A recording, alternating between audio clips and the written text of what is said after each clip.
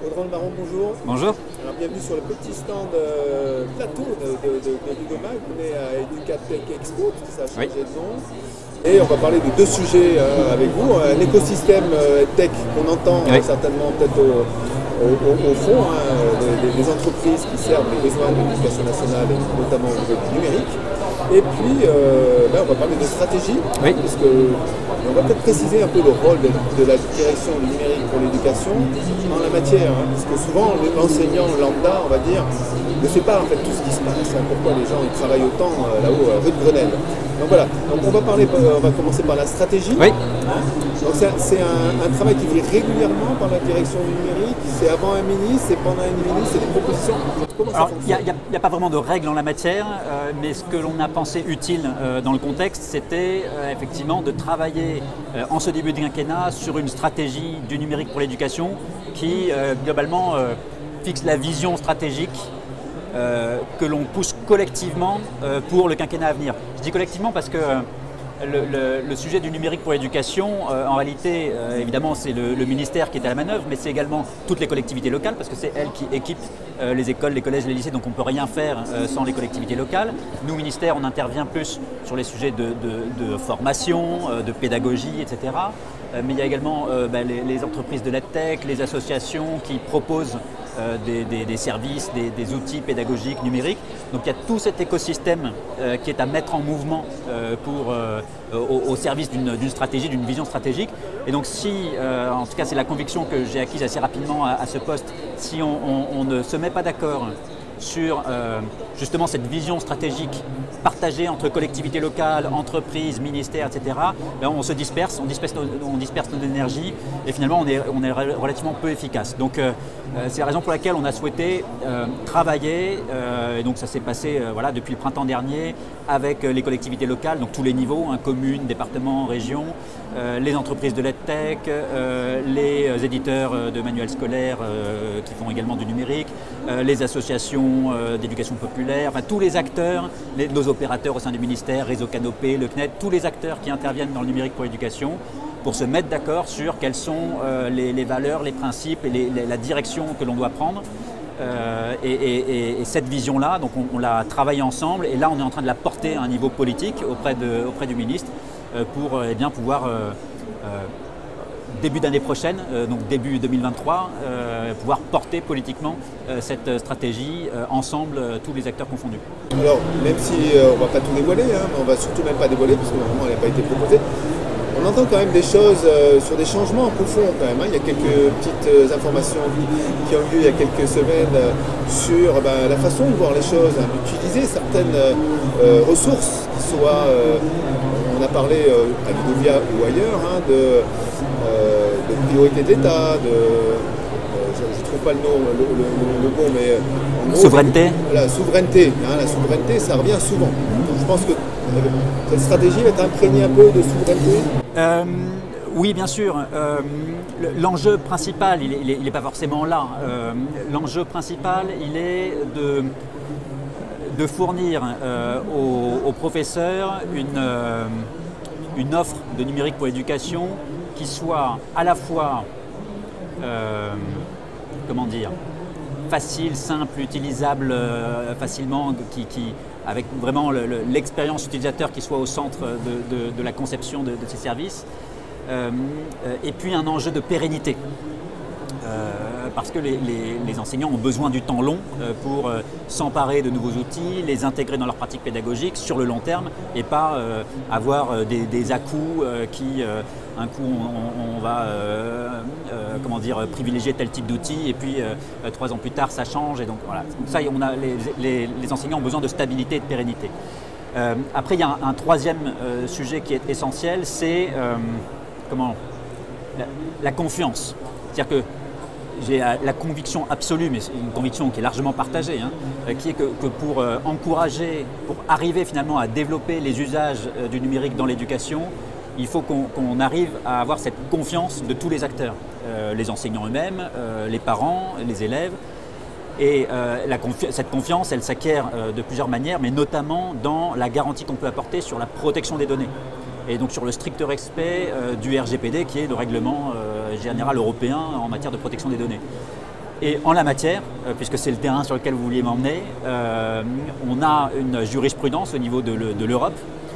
C'est le fameux arrêt Schrems 2 pour les connaisseurs, qui dit que des solutions apportées sur le cloud par des entreprises états-uniennes eh bien, emportent avec elles un certain nombre de textes de lois américaines qui s'appliquent, y compris au-delà de leurs frontières. Et donc c'est ce caractère non immune au droit extra-européen, pour parler le langage de la CNIL, qui fait que ces types de solutions ne sont pas compatibles avec le RGPD actuellement dans l'état du droit international actuel. Et ça veut dire que, effectivement, des solutions de cloud opérées directement par des acteurs américains et états-uniens ne sont pas conformes au RGPD et donc ne peuvent pas emporter la confiance des utilisateurs. C'est la raison pour laquelle, une des raisons en tout cas pour lesquelles on doit privilégier des offres de services qui soient souveraines, mais souveraines dans ce sens-là, et qui permettent une pleine compatibilité avec les règlements de protection des données. Donc en fait on disait que cette stratégie ne doit pas bouleverser le quotidien des enseignants, parce que ils ont besoin d'une continuité, comme vous disiez. Cependant, donc on en a parlé un peu cet été aussi, le monde a changé, on est en crise, il y a une forme de crise énergétique. Je suppose que les discussions autour de la stratégie vont peut-être aussi porter sur cette indépendance, sur cette transition énergétique aussi. On parlait de transition numérique, mais est-ce que vous avez parlé de ça aussi avec les collègues? Bien sûr. Alors le sujet de l'usage responsable et sobre des outils numériques est essentiel. Alors, je ne vous cache pas qu'il est parfois difficile à concilier avec l'objectif de développement également des usages numériques, parce qu'il y a un côté parfois paradoxal, ou en tout cas qui rentre en tension en fait. La manière de le résoudre, je pense, c'est de faire en sorte que les usages numériques, ou plutôt de concentrer les usages numériques uniquement là où on sait qu'il y a une valeur ajoutée. C'est-à-dire qu'il y a plein de choses qui peuvent se faire parfaitement avec la gomme et le crayon, pas besoin de numérique pour ça, et donc il n'y a pas à avoir une utilisation gadget du numérique. Quand il n'est pas utile, donc c'est pas la peine de l'utiliser. En revanche, le numérique apporte une plus-value dans certaines séquences de cours, avec certains types d'outils, quand les enseignants sont correctement formés avec, etc. Et donc là, quand il y a une plus-value à l'usage pour des outils de fluence, d'apprentissage des fondamentaux de mathématiques, à tel ou tel niveau et avec tel ou tel accompagnement des professeurs, c'est ça qu'il faut qu'on encourage. Mais voilà, il faut favoriser cela, mais au contraire décourager des usages plus de l'ordre du gadget, du numérique, parce qu'il y a, je le dis souvent, il n'y a rien de magique dans le numérique. C'est pas parce qu'on met du numérique, des tablettes entre les mains d'enfants ou d'enseignants que comme par magie les choses vont s'améliorer. Non, il y a certains cadres dans lesquels il faut que ça soit utilisé, certaines séquences de cours, certains buts pédagogiques que le numérique permet d'augmenter, d'améliorer, mais ce n'est pas le cas de tout. Alors on a parlé de stratégie. Vous n'avez pas parlé de co-construction, vous avez parlé de stratégie à une vision partagée. Oui, non, Est-ce que c'est de la co-construction? Si, on peut parler de co-construction, absolument. C'est que pour dire les choses, je crois qu'au printemps dernier, on a eu 60 ou 65 ateliers avec les collectivités locales, les entreprises de l'EdTech, les académies, etc. Donc ça a été un très gros travail de co-construction. Le futur, je ne dirais pas qu'il est sombre, on ne va pas faire non plus mais il y a des contraintes budgétaires. Je crois qu'il y avait un mot qui disait, même le FMI a rappelé à l'État français qu'il fallait un peu réduire la toile. Les collectivités sont toujours en train de dire aujourd'hui, avec la crise énergétique, on a des soucis budgétaires.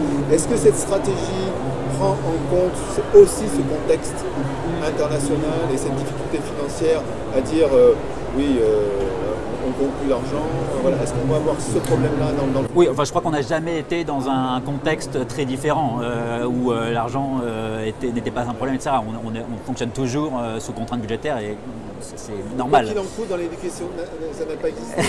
je vous laisse cette question. Donc oui, évidemment, on s'inscrit là-dedans. Mais comment dire, l'impératif de pérennité que j'évoquais tout à l'heure a évidemment un impact sur le budget, parce que ça veut dire qu'il faut une pérennité dans le budget. Mais je pense que c'est tout à fait conciliable, c'est-à-dire qu'il faut simplement utiliser l'argent autrement. Donc il y a eu toute une période où on a beaucoup impulsé l'innovation et l'argent public a aidé à cela. Maintenant, je crois qu'il y a beaucoup de solutions innovantes. Il faut continuer dans l'innovation, mais maintenant, je pense qu'il faut passer à une étape suivante de pérennisation, de stabilisation de tout cela. Et donc, pour ça, eh bien, mettre en place le dispositif budgétaire qui permette aux enseignants d'acquérir simplement des ressources numériques quand ils en ont besoin et de sorte à entretenir également le marché de l'EdTech qui va pouvoir ainsi continuer d'innover en continuant d'avoir des budgets d'innovation et de recherche et développement, mais qui s'appuieront sur pour le coup l'achat pérenne et stable de ressources par les enseignants. Alors, merci pour la transition, parce qu'on voulait parler justement de cet écosystème qui nous entoure aujourd'hui à Educatech Expo. Les EdTech, donc les petites entreprises comme les plus grosses qui essayent de fonctionner avec le ministère et les collectivités pour servir l'objet dont on parle maintenant. Donc on va rappeler, vous vouliez rappeler que la direction du numérique a beaucoup aidé à l'émergence de cet écosystème. Absolument, c'est quelque chose qui est assez peu connu finalement. En tout cas, je m'en suis aperçu en confrontant un peu les opinions, mais qui est une réalité. C'est-à-dire qu'on a fait le compte récemment sur les dernières années entre le dispositif EduUp qui permet de mettre le pied à l'étrier d'un certain nombre de startups en les finançant. C'est des sommes qui restent relativement modestes, mais à l'échelle d'une startup ça peut faire la différence et on les aide pas que financièrement, également dans la méthode, dans la manière de s'introduire dans le marché de l'éducation, etc. On a entre donc ces dispositifs EduUp, mais également tous les marchés publics que l'on a pu passer dans le passé et encore tout récemment dans le cadre des TNE avec Réseau Canopé et les fonds France 2030 du SGPI. Avec tous ces dispositifs, c'est une centaine de startups ou d'entreprises de l'EdTech que nous avons financées, aidées, soutenues de diverses manières. Donc voilà, ça c'est pas assez su, mais je crois qu'on est finalement un des ministères qui travaille le plus étroitement avec le secteur des startups, enfin son secteur de startups.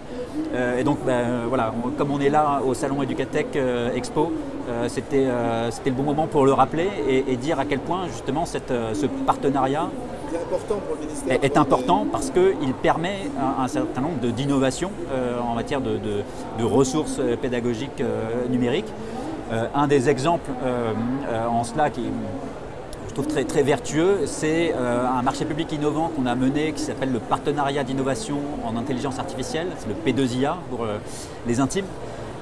Et le concept, c'était de demander à des entreprises de l'EdTech de faire une proposition en relation, en lien, en partenariat avec un laboratoire de recherche et avec des équipes pédagogiques, des vraies équipes pédagogiques, des vrais professeurs dans des académies.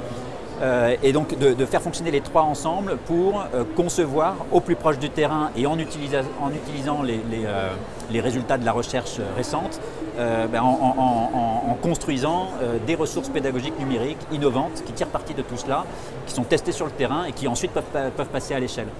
Et donc il y a toute une première phase qui a duré un an et demi de recherche et développement, d'itération avec le terrain, qui ensuite donne lieu à une montée en charge, une généralisation des ressources. Et donc désormais, ça concerne, en tout cas pour ce premier P2IA, ça concerne le cycle 2. Donc CP-CE1, CE2 pour les fondamentaux de maths et de français. Et donc aujourd'hui, tous les enseignants qui donc enseignent dans ces niveaux-là peuvent utiliser ces ressources dans leur pédagogie et tirer parti donc, de cet investissement qui a été fait avec les secteurs privés. Okay. Donc pour reboucler un petit peu pour le premier sujet sur la stratégie, les EdTech français peuvent toujours espérer que ça continue comme ça ou il va y avoir des changements? Non, absolument. En fait, dans notre stratégie, on se base sur deux piliers en matière de ressources numériques pédagogiques. Le premier, c'est le développement de communs numériques. Donc là, c'est l'État qui apporte un certain nombre de plateformes dans lesquelles les professeurs vont pouvoir collaborer, co-construire des ressources pédagogiques pour eux-mêmes, pour leurs élèves ou à partager entre pairs. Donc ça c'est la première jambe des communs numériques. Et puis la deuxième jambe c'est effectivement le secteur des EdTech qui a plein de propositions, de valeurs, d'innovation à réaliser Et donc l'idée, c'est voilà, de marcher sur ces deux jambes pour pouvoir rendre développer finalement les usages, notamment innovants, du numérique dans l'éducation. Merci Audrey Lebaron. Merci à vous. Pour les explications. C'était un plaisir.